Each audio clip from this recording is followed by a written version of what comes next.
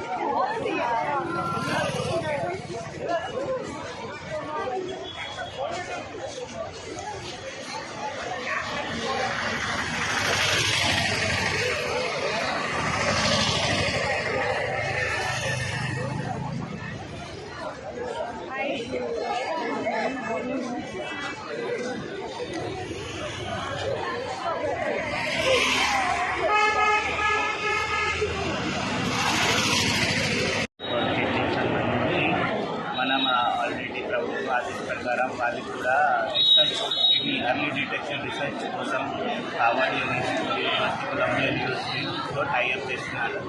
So మనం ఇప్పుడు already poster చూస్తే మీ అందరికీ తెలుసా, ఎర్లీ డిటెక్షన్ ఆఫ్ డిసీజ్ సందర్భంగా మనకు లైఫ్ స్టైల్ చేంజెస్ కావాలి. లైఫ్ స్టైల్ చేంజెస్ అంటే తక్కువ ఉప్పు, ప్రతిరోజుకి ఎక్సర్సైజ్, నీళ్ళు తాగు ప్రతిరోజుకి, ఎవరెవరికి కిడ్నీ సంబంధించిన సమస్య ఉన్నాయి, టెస్ట్ ప్రతి సంవత్సరంకి టెస్ట్కి సంబంధించి. సో అది చూస్తే మన జిల్లాలో అర్లీ డిటెక్షన్ ఇప్పుడు కిడ్నీకి పబ్లిక్కి అవగాహన కూడా కొంచెం తక్కువ ఉంది. కాబట్టి మీడియా మిత్రుల ద్వారా నాకు కూడా ఒక మెసేజ్, ఎదురెదురుకి సమస్యలు ఉన్నాయి కిడ్నీ సంబంధించి పక్కనే డాక్టర్కి వస్తే మీకు కూడా ఐడియా వస్తుంది కిడ్నీ సమస్య ఉంటుంది. అర్లీ డిటెక్షన్ చేస్తే మనకు డాక్టర్స్కి కూడా ఉపయోగపడుతుంది ఈ సమస్యకు సమాధానం ఇస్తుంది. సో కిడ్నీ అంటే ఇది చాలా ఇంపార్టెంట్ ఆర్గన్ మన బాడీకి. ఈ అందరికీ తెలుసా ఈ రెండు కిడ్నీ ఒక కిడ్నీ ఫెయిల్ అయిపోయింది, ప్రతి పర్సన్ ఒక కిడ్నీ కూడా లేవు 100%. సో ఒక హెల్తీ బాడీకి ఆ కిడ్నీ చాలా ఇంపార్టెంట్. ఎందుకు ఇది మొత్తం వాటర్ సంబంధించి అబ్జార్ప్షన్స్ అని న్యూట్రిషన్ సంబంధించి ఇది అబ్జర్వేషన్ కిడ్నీ ప్రాసెస్ చాలా కిడ్నీ ద్వారా మాట్లాడారు. సో ఈ కిడ్నీ హెల్త్ కాబట్టి బాడీ కూడా నమస్తే. ఈరోజు ప్రపంచ కిడ్నీ దినోత్సవం సందర్భంగా కొద్ది మాటలు విందాం. మనం తినే ఆహార పదార్థం, తాగే నీరు అన్నీ కలుషితమైంది, పీల్చే గాలి కూడా కలుషితమైంది. ఏది మన శరీరంలోకి వెళ్ళినా విష పదార్థాలతో కూడుకుని హానికరమైనగా ఉన్నాయి. మరి ఇంత కఠినమైన ఈ వాతావరణంలో మనం ఉండాలి అని అంటే మన శరీరంలో కూడా నియంత్రించే ఒక విభాగం ఉండాలి కదా, అదే కిడ్నీ. మరి అలాంటి కిడ్నీని జాగ్రత్త కాపాడుకోవడం కూడా మన లక్ష్యమై ఉండాలి. మరి కిడ్నీలోంచి అనేక పదార్థాలు, విష పదార్థాలు అన్నీ కూడా ఫిల్టర్ చేయబడతాయి, బయటకు నెట్టివేయబడతాయి. మరి అలాంటి కిడ్నీని సురక్షితంగా కాపాడుకోవాలని ఈరోజు ఈ సందర్భంగా ప్రతి ఒక్కరికి కూడా నేను తెలియజేస్తున్నాను. మంచి ఆహారపు అలవాట్లు చేసుకున్నాం, మంచి అలవాట్లు, క్రమబద్ధమైనటువంటి ఎక్సర్సైజ్, అలాగే మన వాడేటువంటి మందులు కూడా జాగ్రత్తగా పరిశీలించి తీసుకోవాలి. అలాగే ఇంకా మరిన్ని సమాచారం కావాలి అంటే మీరు ఈరోజు ఏ విధంగా గడుపుతున్నాము, ఈరోజు ఏ విధంగా సెలబ్రేట్ చేస్తున్నాము, వరల్డ్ డే ఏ విధంగా మేము నినాదాలు ప్రకటిస్తున్నాము మీరు వినాల్సిందిగా కోరుతున్నాము. శ్రీకాకుళం జిల్లాలో ఈరోజు ప్రపంచ దినోత్సవం సందర్భంగా ర్యాలీ, అలాగే ఇక్కడ ప్రభుత్వం తరఫున కిడ్నీ పైన ప్రజలందరికీ అవగాహన కల్పించడం కోసం ఈ ర్యాలీతో పాటు అవేర్నెస్ మీటింగ్స్ కూడా పెట్టి ప్రభుత్వం అన్ని విధాలుగా కిడ్నీ వ్యాధిగ్రస్తులందరినీ ఆదుకోవడం కోసము అనేక విధాలుగా ప్రయత్నాలు చేస్తుంది. వాటిలో భాగంగా డయాలసిస్ యూనిట్లు అనేది నడుపుతున్నారు. మన గవర్నమెంట్లో 96 బెడ్స్ ఉన్నాయి. శ్రీకాకుళంలో 96 డయాలసిస్ మిషన్స్ ఉన్నాయి 6 యూనిట్లలో. వీటికి తోడుగా ఇచ్చాపురంలో మరొక 5, సోంపేటలో మరొక 3, కల్పిలో 1, మొత్తం 106 వరకు కూడా డయాలసిస్ మిషన్లు ఏర్పాటు చేయడం జరుగుతుంది. డయాలసిస్ అంతా కూడా అందరికీ ఫ్రీగానే చేస్తున్నాము. అలాగే సీపీడీ పెన్షన్లు కూడా ఇస్తున్నాము. ప్రతి నెల సుమారు 55,80,000 రూపాయలు 580 మందికి సీపీడీ పెన్షన్లు కూడా అందిస్తున్నాము. అలాగే అన్ని రకాల 12 రకాల మందులు ప్రాథమిక దశలో ఉన్నటువంటి సీపీడీ వ్యాధిగ్రస్తులందరికీ కూడా సిహెచ్సిలోనూ అలాగే మన గవర్నమెంట్ హాస్పిటల్లో కూడా మందులు అందుబాటులో పెట్టడం జరిగింది. అలాగే పలాస కిడ్నీ సెంటర్లో కిడ్నీ వ్యాధులు ఉగ్రాలం ప్రాంతంలో ఎందుకు ఎక్కువగా వస్తున్నాయన్నటువంటి పరిశోధనలు కూడా జరుపుతున్నారు. ఈ పరిశోధనలు గవర్నమెంట్ ఆఫ్ ఆంధ్రప్రదేశ్ గౌరవ ముఖ్యమంత్రి గారు చాలా సీరియస్గా తీసుకుని యూనివర్సిటీ గారు, అలాగే university, north Kerala university, George university వాళ్ళందరితో కలుసుకుని పలాస కిడ్నీ సెంటర్లో గౌరవ ముఖ్యమంత్రి వారి ఆదేశాల మేరకు దీనిపైన పరిశోధనలు కూడా జరుగుతున్నాయి. దగ్గరలోనే దీనికి ఏమైనా నీటి వలన వస్తుందా, లేకపోతే ఇక్కడ ఉన్నటువంటి వాతావరణం కలుషితం అవడం వలన వస్తుందా, వారు తినే ఆహారం వలన వస్తుందా అన్నటువంటి పరిశోధనలు జరుగుతున్నాయి. సో పరిశోధనలు అయితేనేమి, కిడ్నీ వ్యాధిగ్రస్తులకి డయాలసిస్ చేయించడంలోనైతేనేమి, లేకపోతే వారికి మందులు అందుబాటులో పెట్టడం వరకు అయితేనేమి, అలాగే వారికి ఆదుకోవడం కోసం పెన్షన్లు ఇవ్వడం కోసం అయితేనేమి గవర్నమెంట్ అన్ని విధాలా కూడా సీపీడీ వ్యాధిగ్రస్తులకి ఆదుకోవడానికి ముందుంది. ఎటువంటి ఇబ్బంది లేదు. కాకపోతే ప్రజలందరూ కూడా వారి జీవన శైలిలో మార్పులు చేసుకోవాల్సినటువంటి అవసరం ఉంది. మన నెఫ్రాలజిస్ట్ ఇప్పుడే చెప్పారు, మేడం గారు చెప్పారు, తినేటువంటి ఆహారంలో ఉప్పు తగ్గించుకోవాలి. మధుమేహం లేదా హైపర్ టెన్షన్, బీపీ ఉన్న వాళ్ళందరూ కూడా వాటిని చెక్ చేయించుకోవడంతో పాటు వారికి సీకేడీ వచ్చేటువంటి అవకాశం ఎక్కువగా ఉంది కాబట్టి వాళ్ళ క్రియాటినిన్ వంటి పరీక్షలు చేసుకోవాలి. కుటుంబంలో ఎవరికైనా సరే కానీ గుండె వ్యాధితో కానీ లేకపోతే కిడ్నీ వ్యాధితో కానీ ముందు చనిపోయి ఉన్నట్లయితే వారు కూడా ముందుగానే కిడ్నీ వ్యాధి సంబంధించిన పరీక్షలు చేయించుకోవాలి. అలాగే స్మోకింగ్ తగ్గించాలి, స్మోకింగ్ ఆపాలి.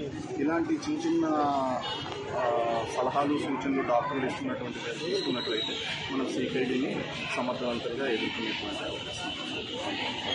Professor and HOD nephrology medical college Srikakulam. So ఈరోజు మన వరల్డ్ కిడ్నీ డే పాటిస్తున్నాము. ఇది every second Thursday of March every year మేము సెలబ్రేట్ చేస్తాము. సెలబ్రేషన్ అంటే సెలబ్రేషన్ కాదు, it is to create awareness, అందరికీ అవగాహన కల్పించడానికి కిడ్నీ జబ్బుల గురించి, కిడ్నీ నివారణ చర్యల గురించి అవగాహన, అందరికీ ప్రజలకి అవగాహన కల్పించడానికి కార్యక్రమాలు చేస్తుంటాము. అలాగే ఈవేళ ఒక ర్యాలీ నిర్వహించాము. ఈ స్లోగన్స్ ఆల్కహాల్ ఆపండి, లైఫ్ స్టైల్ ఇంప్రూవ్ చేసుకోవాలి, స్మోకింగ్ ఆల్కహాల్ ఆపేయాలి. కానీ కిడ్నీ జబ్బులకి ప్రపంచం అంతా మోస్ట్ ఇంపార్టెంట్ కాజ్ ఏంటంటే diabetes, hyper tension, sugar, BP వ్యాధులు. ఈ షుగరు, బీపీ వ్యాధులు ప్రపంచంలో 60% కిడ్నీ జబ్బులకు కారణం ఈ షుగరు, బీపీ. సో ఈ షుగరు, బీపీ కంట్రోల్లో ఉందంటే ప్రపంచంలో 60% కిడ్నీ జబ్బులు మనం ఆపచ్చు. సో ఆ రెండు కారణాలు కాకుండా ఇంకా పెయిన్ కిల్లర్స్ ఎక్కువ వాడడం, తర్వాత అన్నెసరీ యాంటీబయాటిక్స్ వాడడం, over the counter medication, pain killers ఎక్కువ వాడడం, ఇవి ఇతరత్ర కారణాలు అన్నమాట. సో బట్ ఇక్కడ శ్రీకాకుళం జిల్లాలోని ఉద్దానం ఏరియాలోని ఈ కారణాలు ఇవి కాదు. కారణాలు కొంచెం డిఫరెంట్గా ఉంటాయి. ఈ షుగరు, బీపీ వ్యాధి కాకుండా వేరే ఇతరత్ర కారణాలు ఉన్నాయి. ఆ కారణాలు ఏంటో ఆల్రెడీ చాలా స్టడీస్ చేశారు, ఇంకా చాలా స్టడీస్ చేస్తున్నారు. ఈ కారణాలు వేరేగా ఉంటాయి. వీటికి ఈ రకమైన కిడ్నీ జబ్బు, ఈ ఉద్దానంలో ఉన్న కిడ్నీ జబ్బు అయితే దీనికి పెద్దగా సింటమ్స్ ఉండవు. మామూలుగా కిడ్నీ జబ్బు అంటే కాళ్ళవాపులు, బీపీ పెరగడం, ఆయాసం రావడం, ఇవన్నీ వస్తాయి. కానీ ఉద్దానంలో వచ్చే కిడ్నీ జబ్బులకి ఏ సిమ్టమ్స్ రావు. కాళ్ళవాపులు ఉండవు, బీపీ ఉండదు, అసలు పెద్దగా సిమ్టమ్స్ కూడా ఉండవు. తీరా ఒకరోజు ఏదో చిన్న నలతగా ఉంది, టెస్ట్ చేస్తే క్రియాటినిన్ 3-4 ఉంటుంది. సో ఇది వేరే రకమైన కిడ్నీ జబ్బు, ఇది మిగతా రకమైన కిడ్నీ జబ్బులు అయితే కాదు. అందుకని ప్రపంచంలో మిగతా చోట్ల షుగరు, బీపీ వల్ల వచ్చే కిడ్నీ జబ్బులు అయితే తొందరగా బయటపడతాయి. ఎందుకంటే సిమ్టమ్స్ ఉంటాయి కాబట్టి, కాళ్ళవాపులు, బీపీ, ఆయాసం ఉంటాయి కాబట్టి అవి తొందరగా బయటపడతాయి. కానీ తర్వాత జెనెటిక్ కాజెస్ కూడా ఉంటాయి. ఫ్యామిలీలో ఒకరికి ఉంటే మిగతా వాడికి కూడా వచ్చే అవకాశం ఉంటుంది. అందుకని ఫ్యామిలీలో ఒకరికి ఉంటే మిగతా వాడు కూడా ఆ క్రియాటినిన్ టెస్ట్ చేసుకుంటే తొందరగా డయాగ్నోస్ చేస్తే అది పెరగకుండా, డిజీజ్ ప్రోగ్రెస్ అవ్వకుండా మనం నివారణ చర్యలు తీసుకోవచ్చు. తొందరగా నెఫ్రాలజిస్ట్ కన్సల్ట్ చేస్తే తగు చర్యలు తీసుకొని అది పెరగకుండా ఉండే అవకాశం ఉంటుంది.